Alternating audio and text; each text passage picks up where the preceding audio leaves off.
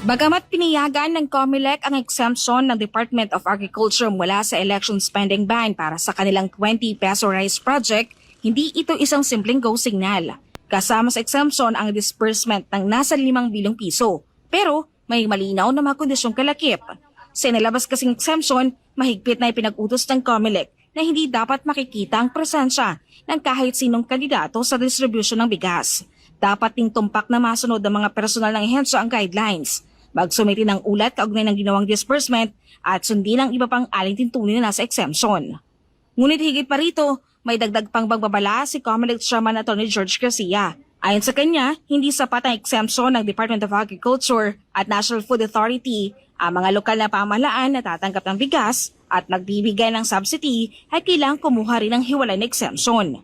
Dahil ang presyo ng bigas mula sa DA ay nasa 33 pesos kada kilo at kung ito'y ibebenta ng LGU sa halagang 20 pesos, lumalabas na 13 pesos ang isa-subsidize ng LGU.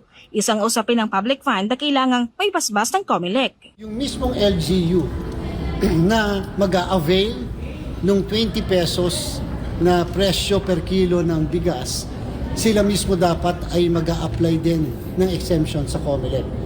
Hindi porket nabigyan namin ng exemption ang DA at National Food Authority ay automatically exempted ang LGU. Bakit?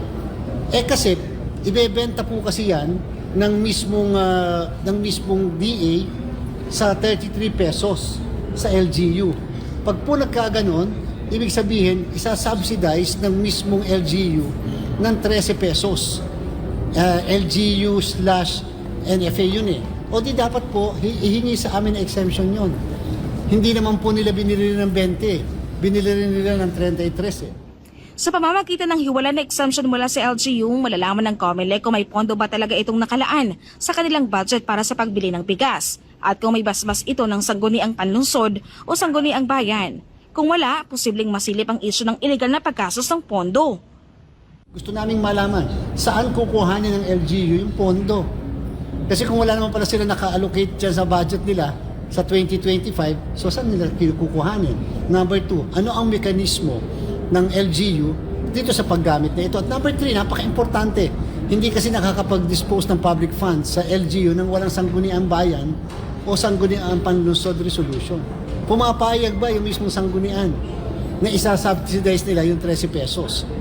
Diba? Kasi importante yun. Kasi otherwise, kung decision lang yan ng local chief executive, that's anti-graft and corrupt practices violations. Maliban pa sa mga technical na kondisyon, binigyan diin ni COMELEC Chairman Garcia na hindi maaaring hadlangan ng media, civil society at iba pang stakeholders na obserbahan ang distribution ng bigas. Dapat din itong isagawa sa mga pampublikong lugar upang matiyak ang transparency at maiwasan ang alinmang pagdududa ng taong bayan na may nilulutong irregularidad.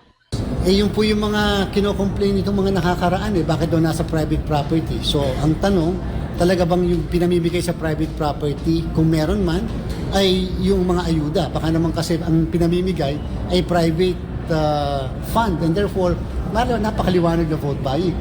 Di ba? Kasi palabasin lang kunyari na merong pamimigay na public funds or whatever, pagkatapos yung pala may ibang binibigay. Samantala, una ng kinwestiyon ni Vice President Sara Duterte ang timing ng distribution ng 20 pesos per kilo rice ng administration, lalo na't nakatakda itong isagawa sa Visayas. Isang rehiyong kinikilalang mahina ang suporta sa mga kandidato ni Pangulong Bongbong Marcos.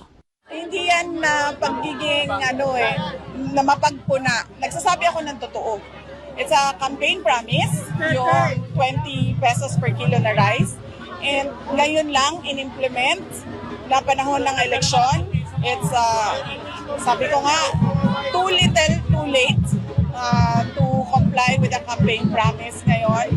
At para lang din sa isa pang darating na eleksyon kung sa lugar sa Visayas kung saan mahina ang numero ng mga kandidato ni BBM.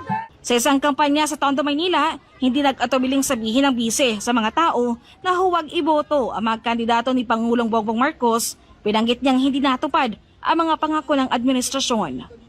Huwag ninyo, alam mo, tayong dalawa talaga makukulong dyan sa tanggalin mo. Huwag ninyo iboto ang mga kandidato niya. dahil ang mga kandidato niya ay nagsasabi sa kanya na okay lang na magsinungaling ka. Okay lang na hindi mo tuparin ang pangako mo sa mga tao. Para sa Diyos sa Pilipinas, Kumahal, Mark Gonzalez, SMNI News.